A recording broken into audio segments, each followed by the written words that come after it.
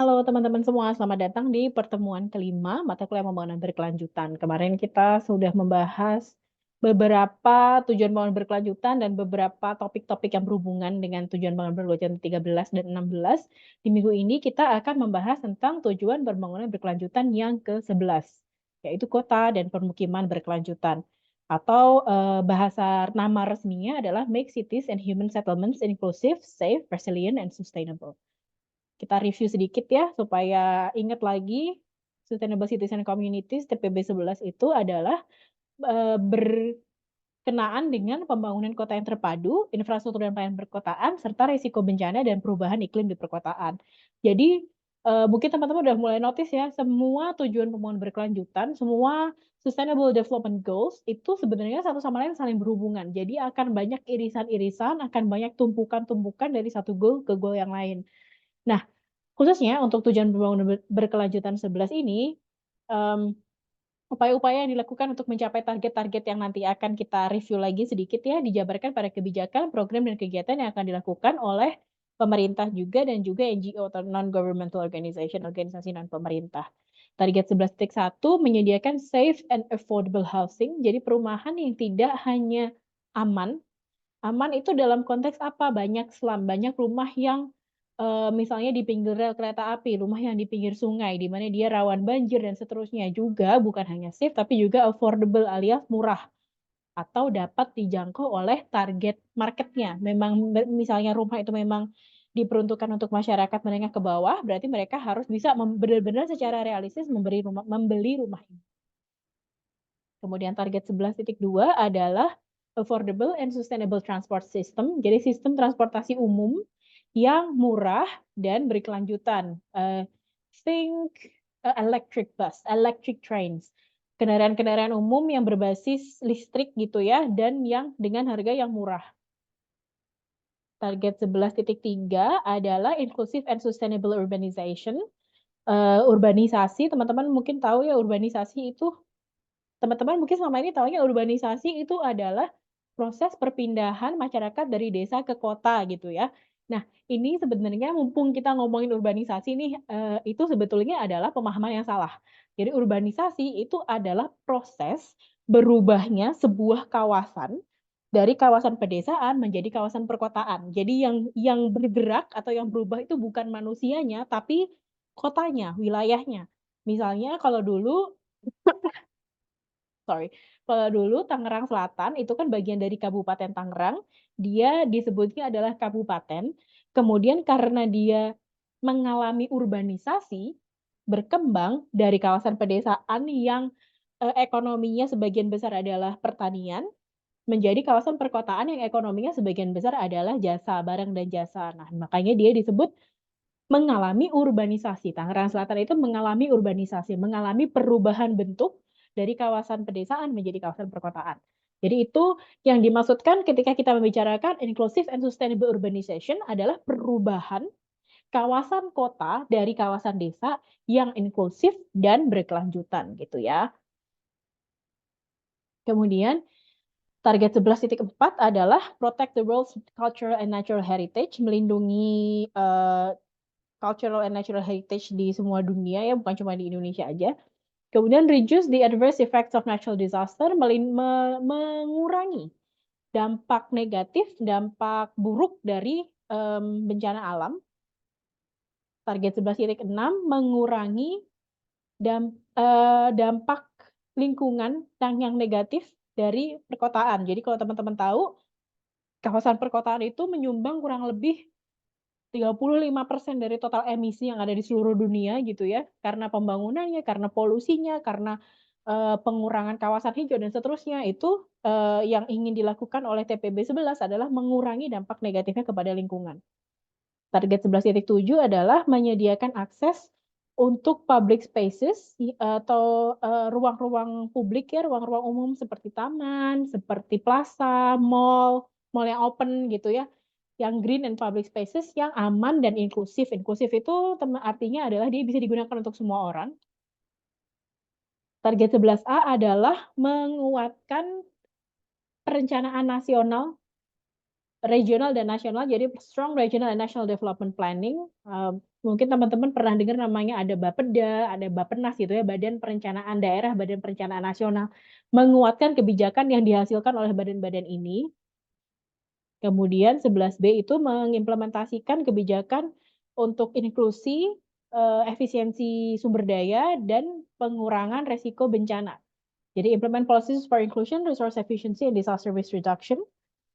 Kemudian yang terakhir adalah support least developed countries in sustainable and resilient building. Jadi untuk ini kan karena ini kan target global ya. Jadi yang dicanangkan adalah negara-negara berkembang, negara-negara maju atau negara-negara yang kaya, higher income countries, mereka harus mendukung negara-negara yang masih berkembang dalam mengembangkan pembangunan resilience dan pembangunan sustainability di negara-negara tersebut. Nah, ini yang penting dipahami dulu sebelum kita masuk ke target-target pembangunan berkelanjutan dan data lainnya. Teman-teman semua pasti sudah sangat familiar kalau kita itu punya namanya rumpun urban gitu ya, ada urban urban culture, urban development dan seterusnya. Tapi sebenarnya urban tuh apa sih? Kota itu apa sih? Apa sih sebenarnya yang disebut dengan kota gitu ya. Ketika kita membicarakan kota dan desa, kita membicarakan kawasan perkotaan. Nah, kota sendiri itu sebetulnya apa gitu. Kalau dari peraturan pemerintah, kota itu adalah perkotaan adalah wilayah dengan batas-batas tertentu yang masyarakatnya mempunyai kegiatan utama di bidang industri, jasa, perdagangan, atau yang penting bukan pertanian. Maka tadi saya bilang, Tangerang Selatan bisa memekar, bisa menjadi mandiri, bisa menjadi kota lepas dari Kabupaten Tangerang karena kegiatan utama masyarakatnya bukan lagi di bidang pertanian. Bukan lagi di bidang perkebunan, tapi sudah mengarah ke industri, jasa, dan perdagangan. Sedangkan kawasan perkotaan adalah wilayah yang mempunyai kegiatan utama bukan pertanian dengan susunan fungsi kawasan sebagai tempat permukiman. Perkotaan, pemusatan dan distribusi pelayanan jasa pemerintah, pelayanan sosial, dan kegiatan ekonomi. Lalu teman-teman mungkin sering dengar perumahan dan permukiman atau tadi kan sustainable city and settlements gitu ya, urban settlements gitu. Nah, settlements apa? Permukiman itu apa? Bedanya apa dengan perumahan dan bedanya apa dengan perkotaan? Permukiman adalah bagian dari lingkungan hunian yang terdiri atas lebih dari satu satuan perumahan yang mempunyai prasarana, sarana, utilitas umum, serta mempunyai penunjang kegiatan fungsi lain di kawasan perkotaan atau kawasan pedesaan. Kawasan permukiman adalah bagian dari lingkungan hidup di luar kawasan lindung, baik berupa kawasan perkotaan maupun pedesaan, yang berfungsi sebagai lingkungan tempat tinggal atau lingkungan hunian dan tempat kegiatan yang mendukung peri kehidupan dan penghidupan.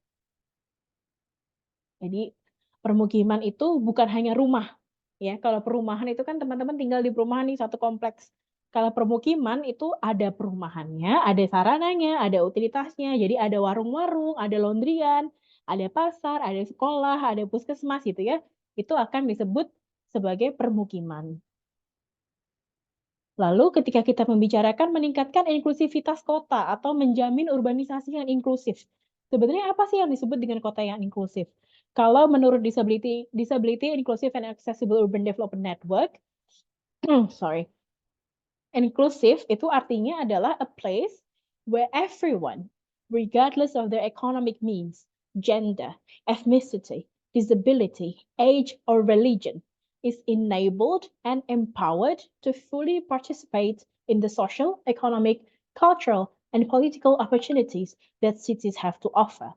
Artinya, kota yang inklusif itu adalah sebuah kota di mana semua orang tanpa memandang status ekonominya, memandang gendernya, memandang etnis, memandang rasnya, memandang apakah dia punya disabilitas, memandang usianya, memandang agamanya, semua empowered, semuanya punya daya, berdaya, punya kekuatan, punya hak untuk secara penuh berpartisipasi pada berbagai kesempatan-kesempatan sosial, kesempatan-kesempatan ekonomi, kesempatan-kesempatan budaya dan politis yang ada di dalam sebuah kota tersebut. Jadi intinya sebenarnya dia adalah kota yang benar-benar tanpa batas dan bisa dimanfaatkan oleh semua orang. Literally everyone.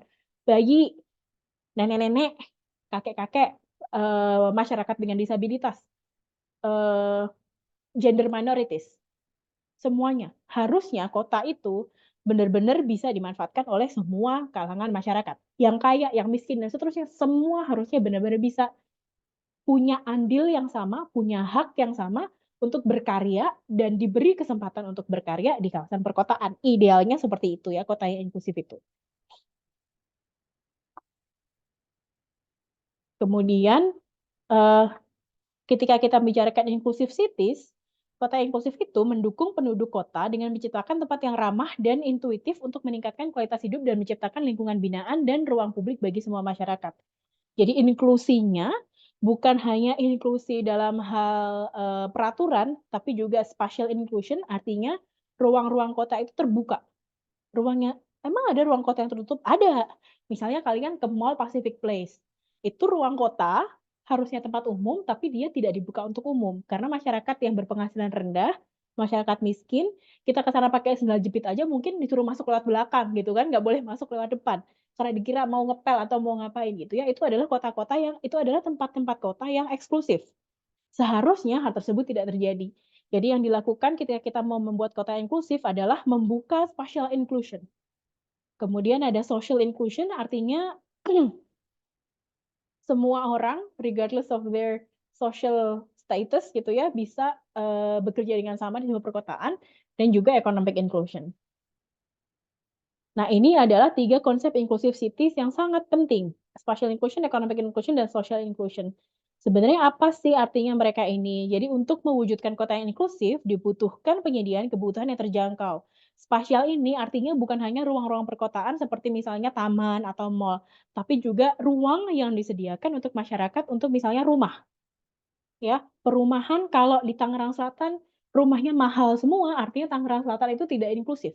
Karena tidak semua masyarakat yang ada dalam berbagai status ekonomi bisa membeli rumah, bisa punya ruang untuk tinggal, untuk hidup di Tangerang Selatan. Misalnya seperti itu ya.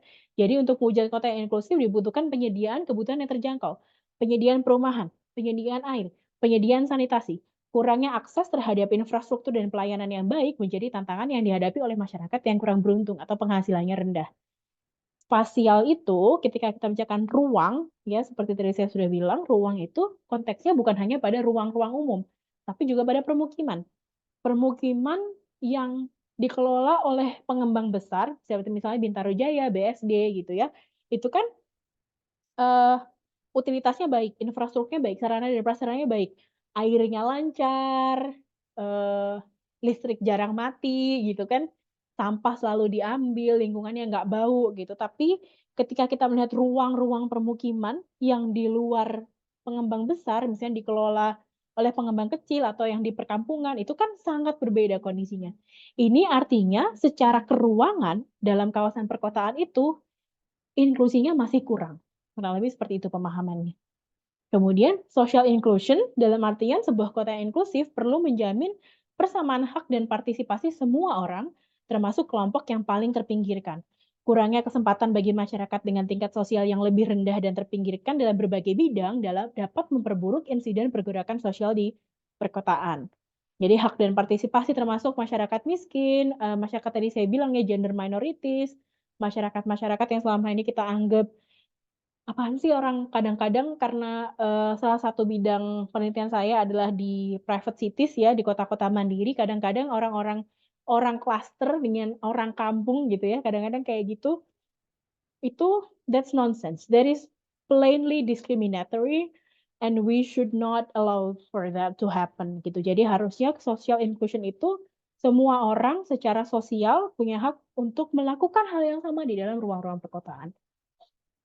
Yang ketiga adalah economic inclusion, artinya menciptakan lapangan kerja dan memberikan kesempatan kepada penduduk perkotaan untuk semuanya, sekali lagi semuanya, dapat menikmati manfaat pertumbuhan ekonomi, itu adalah hal yang sangat penting dari inklusi perkotaan secara umum.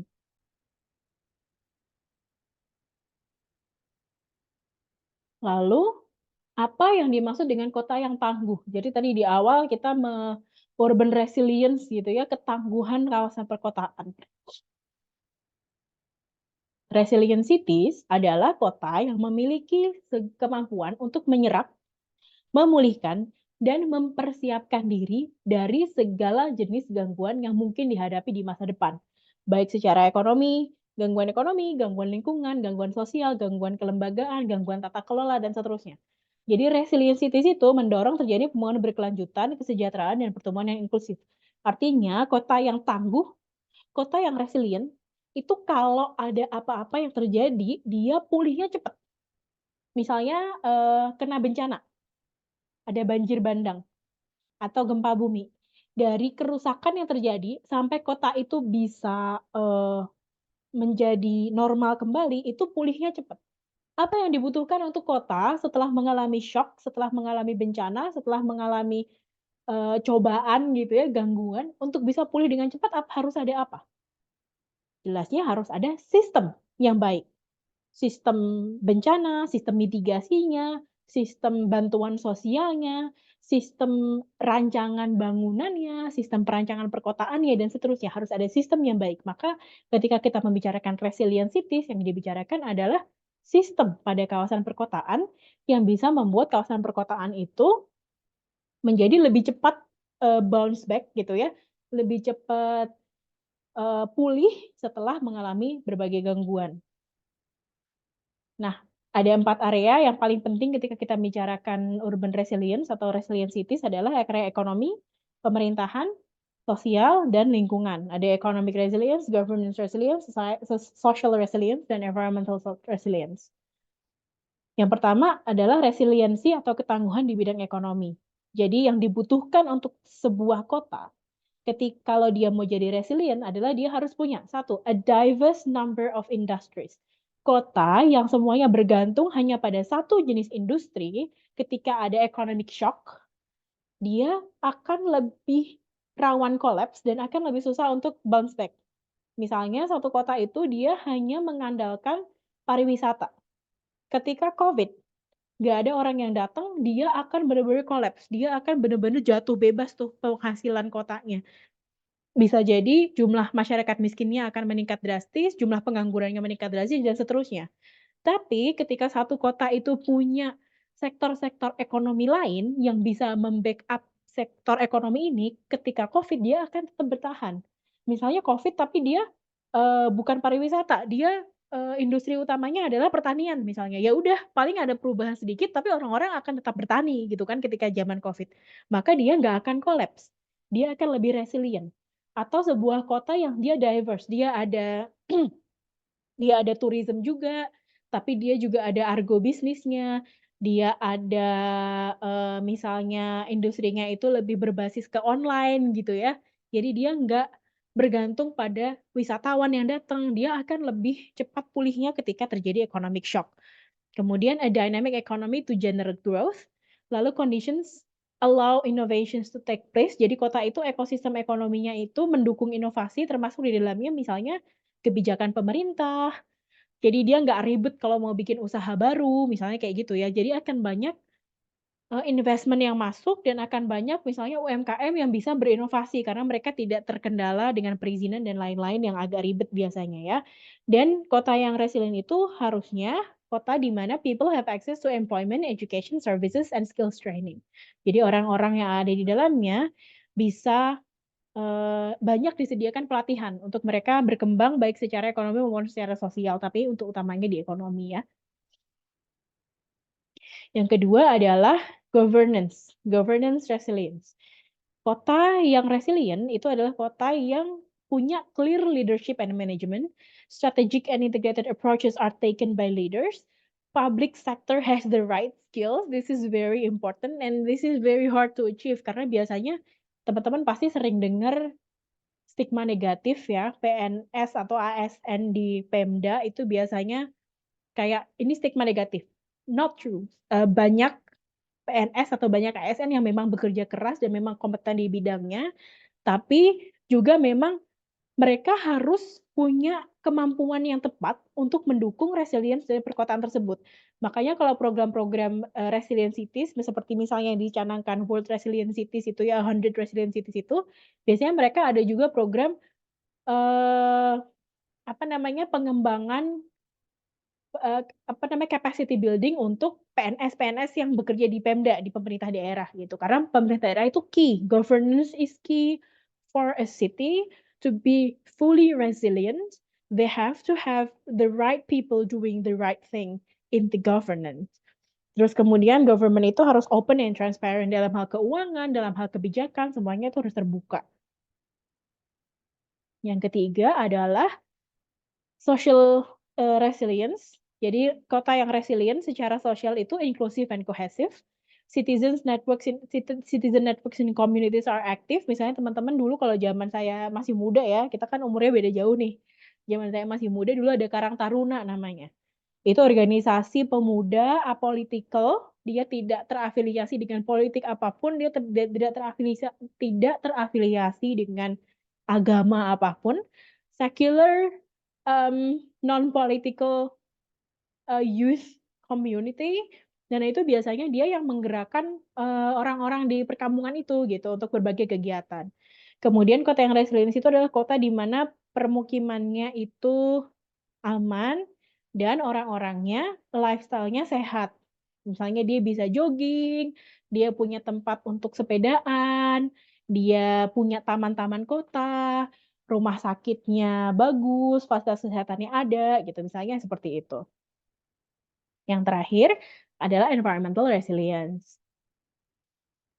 Kota yang environmentally resilient adalah kota di mana ekosistemnya itu kuat dan, beragam, sound and diverse. Kemudian infrastrukturnya itu bisa memenuhi benar-benar basic needs-nya semua masyarakat dalam perkotaan itu bisa dipenuhi dengan infrastruktur yang ada di kota tersebut. Misalnya, biasanya kita lihat kalau di kota-kota kecil kayak ada masyarakat yang sakit, ada rakyat yang sakit agak parah gitu ya di kota tersebut, rumah sakitnya tidak bisa menangani sehingga dia harus dipindahkan dulu ke rumah sakit di kota lain. Nah itu artinya dia infrastrukturnya belum benar-benar bisa memenuhi, maka harus ditingkatkan. Kemudian adequate natural resources available, air misalnya ya, sumber daya air itu ada dan banyak dan cukup untuk memenuhi kebutuhan masyarakatnya, artinya mereka tidak mengalami kekeringan misalnya. Terus, logistik, bahan bahan masakan, bahan konsumsi segala macam itu aman di kota tersebut, misalnya seperti itu. Kemudian ada coherent policy towards land use. Nah, land use ini penggunaan lahan yang di bawah ini ya, itu harusnya kebijakannya itu ketat. Artinya apa? Seharusnya idealnya nggak semua orang bisa kemudian mengubah lahan hijau menjadi perumahan. Kalau di Indonesia sayang sekali ini masih agak susah ya. Jadi kayak ada lahan hijau dikit tuh kayak nggak tahan banget, paling beberapa tahun kemudian udah jadi perumahan kecil. Perumahan yang isinya cuman 8 rumah, 10 rumah gitu ya, perumahan-perumahan kecil, luas tanahnya per rumah cuma 50, 60 meter persegi itu masih banyak terjadi. Jadi harusnya kota yang resilient itu, kebijakan tentang penggunaan lahan seperti ini tuh lebih ketat. Jadi, dia benar-benar melindungi open spaces, melindungi green spaces di di kota ini gitu, sehingga, tidak mengurangi lahan yang serapan air, tidak mengurangi lahan untuk, apa namanya, kan kalau ada pohon-pohon itu dia menghasilkan oksigen, memfilter karbon dioksida dan seterusnya ya, itu penting banget untuk dipegang sama kota sebenarnya. Nah, kalau secara global, di laporan perkembangan global, di kota dan pemukiman berkelanjutan itu, kondisinya kota-kota kecil di banyak wilayah itu mencatat pertumbuhan populasi kawasan kumuh yang lebih cepat dibandingkan kota-kota besar. Jadi kayak kalau misalnya Jakarta mungkin udah nggak tumbuh, stagnan masih banyak, tapi dia udah nggak nambah lagi, misalnya kayak gitu. Tapi di kota-kota kecil dan bukan hanya di Indonesia ya, di banyak-banyak negara di lain, itu biasanya mereka kawasan kumuhnya lebih cepat berkembang. Jadi ini adalah proporsi global urban population living in slums and total slums population.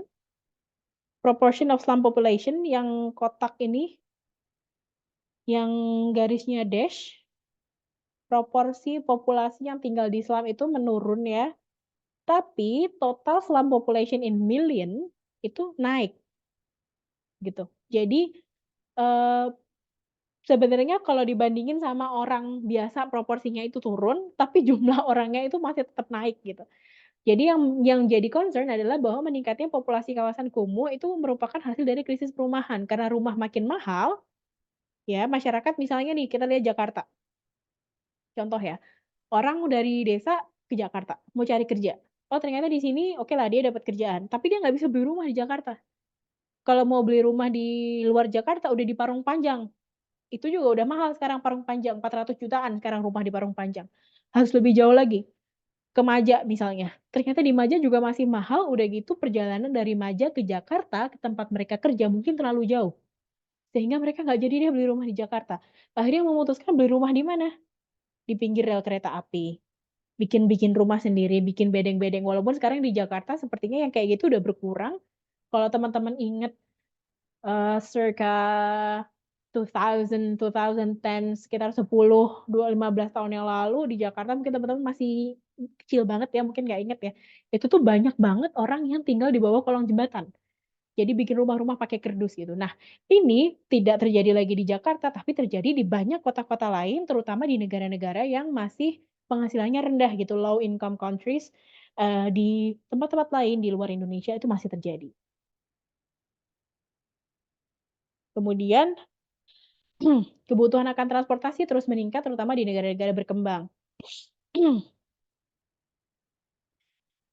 Jadi terdapat kebutuhan mendesak bagi kota-kota di seluruh dunia untuk mengintegrasikan sistem transportasi bermotor dengan berjalan kaki dan bersepeda melalui rencana mobilitas perkotaan jangka panjang yang berkelanjutan, investasi infrastruktur yang terarah, dan implementasi kebijakan.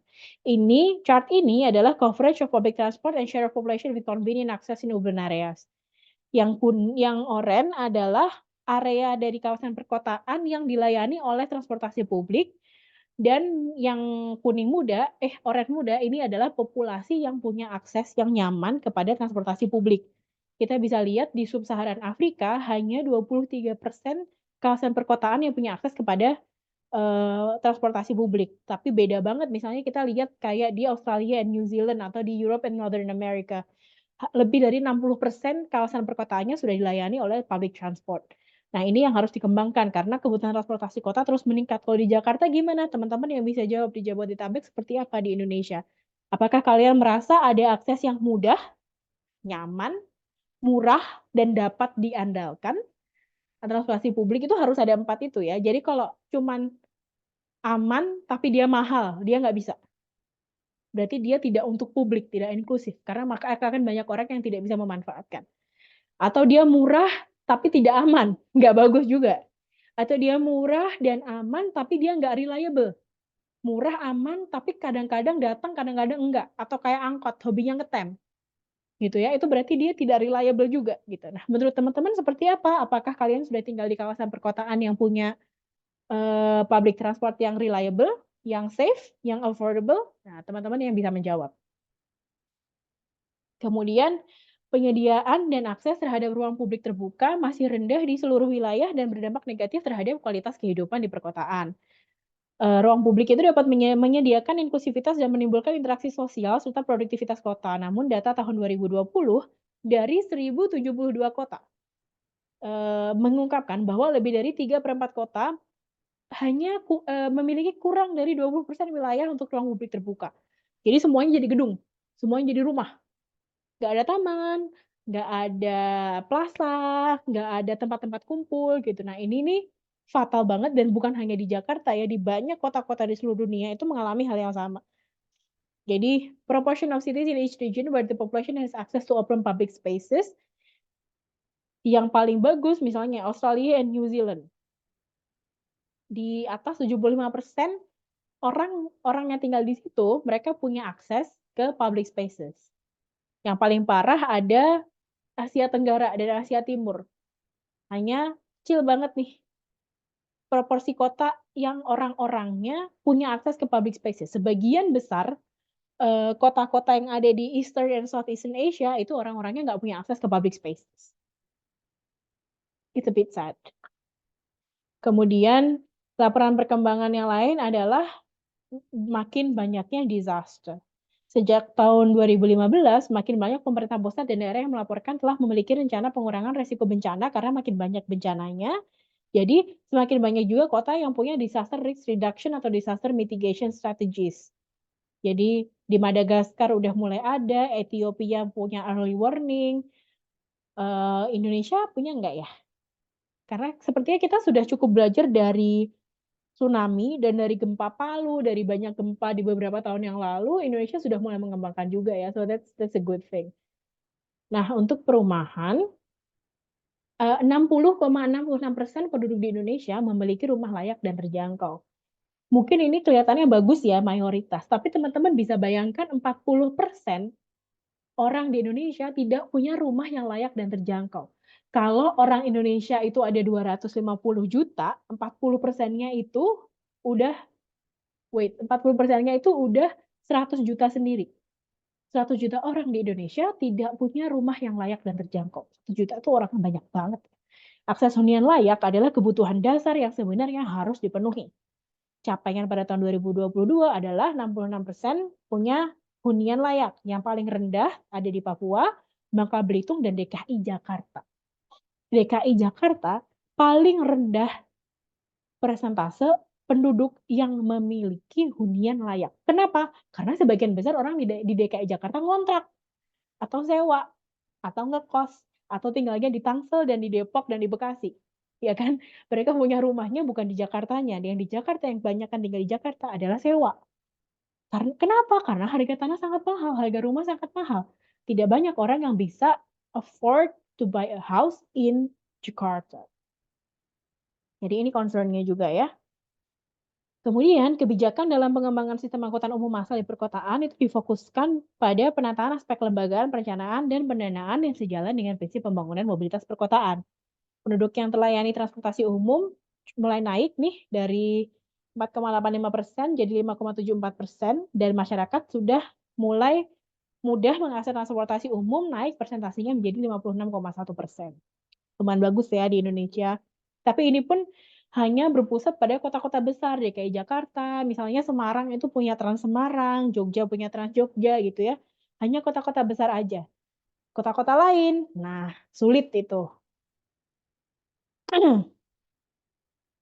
Kemudian, upaya peningkatan kualitas udara dilakukan dengan melibatkan sektor industri melalui program proper dan pemerintah daerah. Kebijakan di daerah adalah penyediaan ruang terbuka hijau, penyediaan sarana prasarana pedestrian dan jalur sepeda, penerapan area rendah emisi, pelaksanaan Car Free Day, dan lain-lain. Kualitas udaranya meningkat 0,7% dibanding tahun 2021.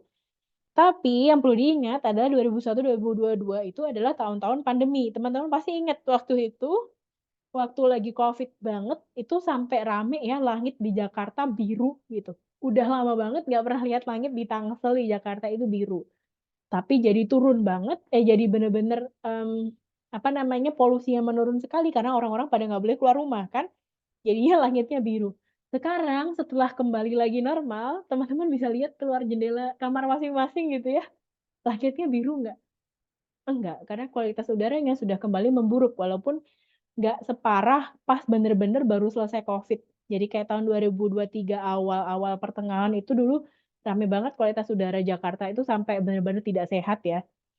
Itu sempet rame juga. Kemudian, nah ini yang teman-teman perlu diskusikan. Setelah tadi kita membahas tentang perumahan, membahas tentang resilience, membahas tentang inklusivitas, membahas kualitas udara, membahas kualitas public transport, banyak sekali yang kita bahas. Dan beberapa materi yang kita diskusikan sekarang akan nanti ada lagi terusannya. Seperti yang tadi saya bilang, banyak tujuan-tujuan pembangunan berkelanjutan itu sebenarnya dia saling berhubungan satu sama lain. Nanti kita mungkin akan bahas lagi di bagian infrastruktur TPB 9 itu membahas tentang infrastruktur. Tentang perakhiran kemarin kita sudah bahas di TPB 6 gitu ya. Nanti kita akan, kurang lebih seperti itu. Nah, materi yang untuk teman-teman diskusikan minggu ini bersama kelompoknya adalah ada 3 seperti biasa ya. Yang pertama, seperti apa kota yang sustainable menurut teman-teman? Tadi kita membahas inklusivitas, kita membahas resilience atau ketangguhan, berkelanjutan atau sustainable seperti apa menurut teman-teman? Yang kedua, apakah kota yang kalian tinggali, mungkin kalian tinggal di Tangsel, mungkin kalian tinggal di Depok, mungkin kalian tinggal di Jakarta Barat, Jakarta Selatan, saya tidak tahu, atau di kota Tangerang gitu ya. Apakah kota yang kalian tinggali sudah melakukan aksi-aksi yang signifikan dalam mewujudkan TPB 11? Sebutkan minimal 3. Jadi ini arahnya ke governance ya, ke kebijakan perkotaan sudah melakukan apa saja untuk mewujudkan tujuan pembangunan berkelanjutan yang ke-11. Kemudian sebutkan 5 kebijakan atau kegiatan yang dapat diterapkan pada skala kota untuk meningkatkan keberlanjutan kawasan permukiman dan perkotaan. Ini teman-teman nanti bisa didiskusikan dalam kelompok aja. Kira-kira kegiatan apa ya? Apakah Car Free Day aja itu cukup? Apakah bisa dengan Car Free Day dapat membantu meningkatkan keberlanjutan kawasan permukiman dan perkotaan? Nah, itu nanti teman-teman bisa diskusikan dengan teman-teman sekelompoknya dan tambahkan lagi sampai 5 kebijakan atau 5 kegiatan yang bisa diterapkan pada skala kota untuk meningkatkan keberlanjutan kawasan perumahan dan pemukiman. Eee, oke, udah cukup panjang ya, diskusinya hari ini. Teman-teman terima kasih yang sudah menyimak sampai akhir, tugasnya ini segera diselesaikan lalu nanti diunggah ke Kolabor ya seperti biasa. Kita akan ketemu lagi di minggu depan dengan tujuan pembangunan berkelanjutan yang lain. Terima kasih dan sampai ketemu minggu depan.